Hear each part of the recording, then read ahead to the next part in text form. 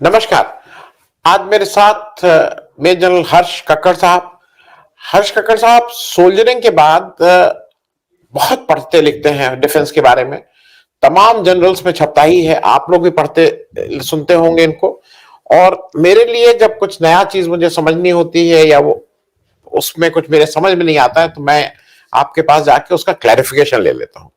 General साहब, बहुत बहुत आपका स्वागत है उसमें जो हम लोग 71 की लड़ाई की स्वर्णिम जयंती वर्ष मना रहे हैं।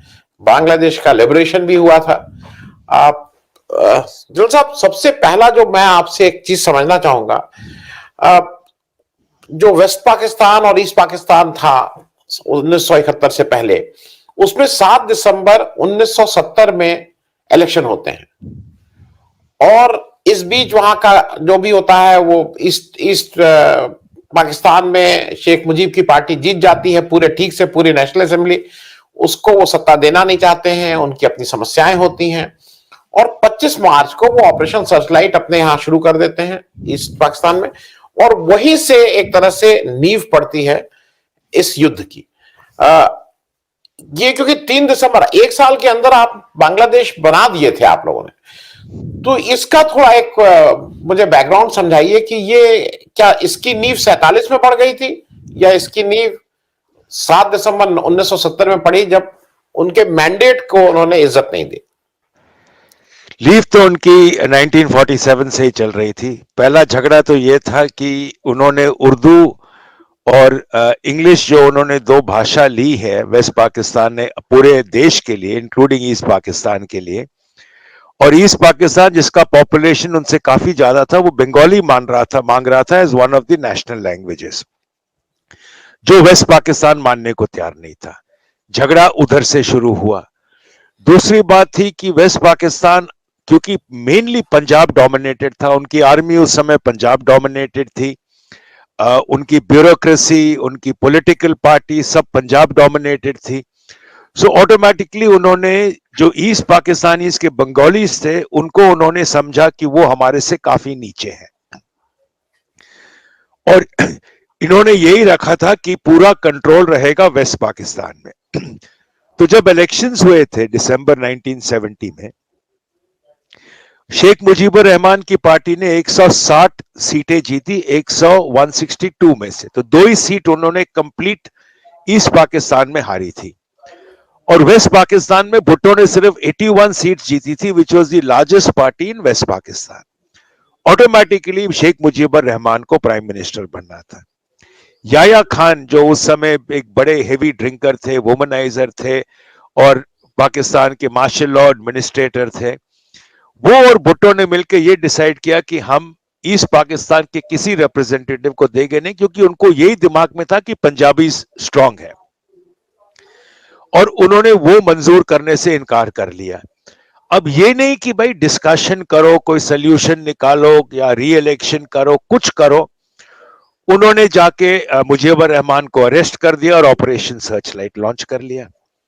अब ऑटोमेटिकली जहां पे आपने ऑपरेशन सर्चलाइट लॉन्च किया, तो जहां पे रेप्स, जेनोसाइड, जो अभी यूएन एचआरसी ने भी, ह्यूमन राइट्स ने भी उनको मांगा हुआ है कि भाई आप अनकंडीशनल अपॉलॉजी दो इस जेनोसाइड के लिए, वो माने नहीं।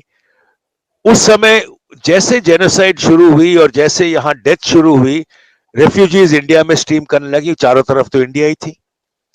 और जहां पे 10 मिलियन रेफ्यूजी इंडिया में आ गए, इंडिया की इकोनॉमी उस समय समझो कुछ थी नहीं, हम अपने पॉपुलेशन को फीड नहीं कर पा रहे थे, तो ये 10 मिलियन जो आ गए थे, इनको हम कहां से देंगे। दूसरी बात, जब आप ऐसा कोई एक्शन लेते हो जैसे ऑपरेशन सर्चलाइट आपने किया, ऑटोमेटिकली अंदरूनी रिवोल्ट होगा। वो रिवोल्ट के साथ मुक्ति वाहिनी शुरू हो गई।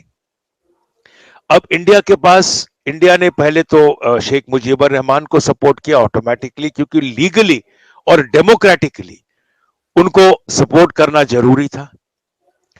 दूसरी बात थी कि जो रेफ्यूजीज आए थे उनको इंडिया केटर नहीं कर पा रही थी। एक ही सोल्यूशन था कि आप मुक्ति वाहिनी को सपोर्ट करो, जिससे कि कम से कम ईस्ट पाकिस्तान के अंदर अगर कोई फ्रीडम स्पेस हो गया या मुक्ति वाहिनी के ने कुछ जमीन ले ली, तो ये रेफ्यूजीज वापस जाएंगे तो हमारा बर्डन कम होगा। तो ये जो सिनेरियो बिल्डअप हो रहा था इंडिया के अंदर, इसके लिए कुछ टाइम के बाद इंडिया को समझ आया कि कोई सोल्यूशन नहीं है। देशों ने बीच में आके बात करने की कोशिश करी, पर इंडिया का स्टांस एक ही था, या आप रेफ्यूजीज को ले लो, या रेफ्यूजीज को वापस भेजो ईस्ट पाकिस्तान में, या आप उनको फंड करो।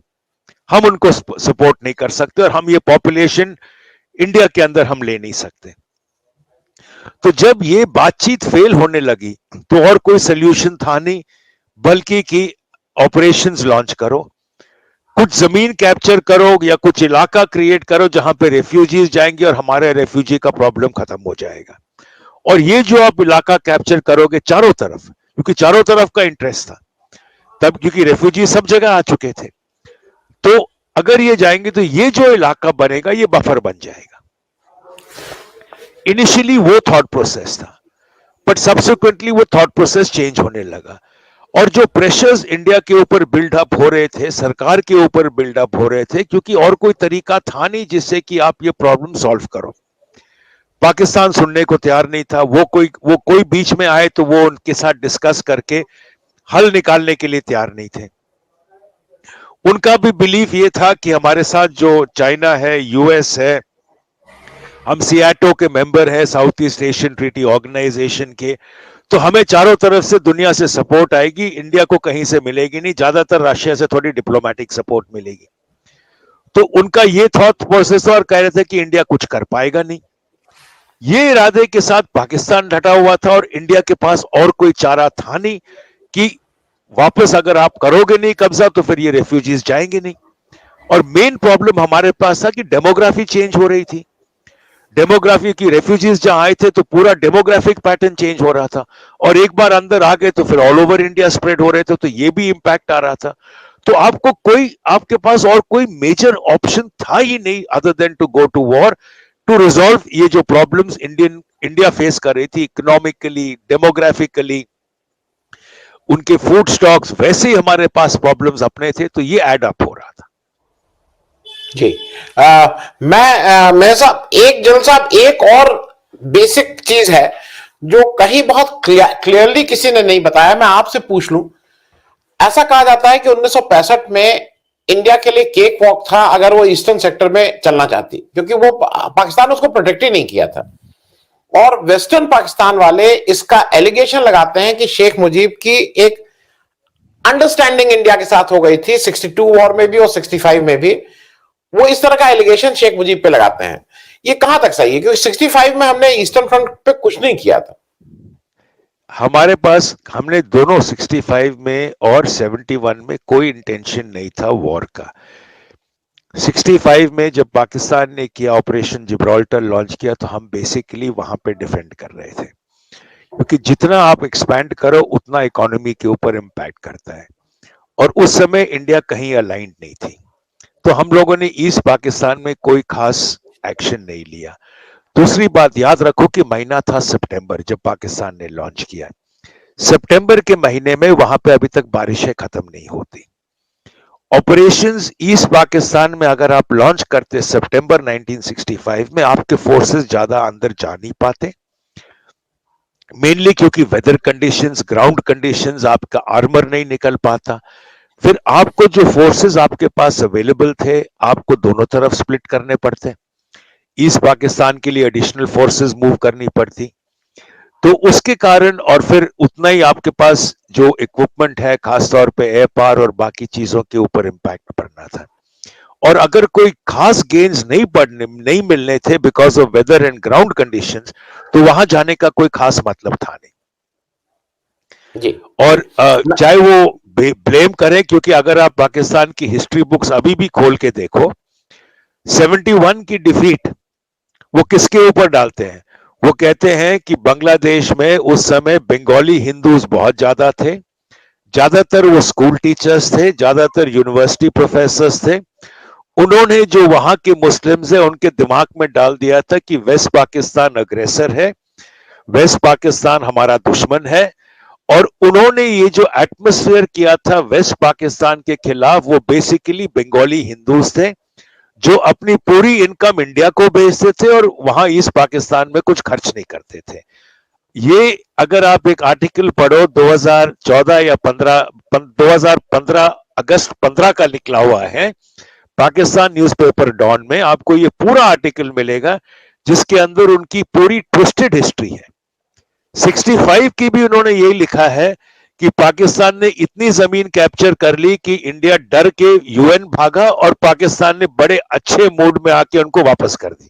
तो ये उनकी ट्विस्टेड हिस्ट्री है, इसके साथ अगर आप जाओगे तो खुद आप हैरान हो जाओगे। जी जी, thank you so much general साहब फॉर ज्वाइनिंग।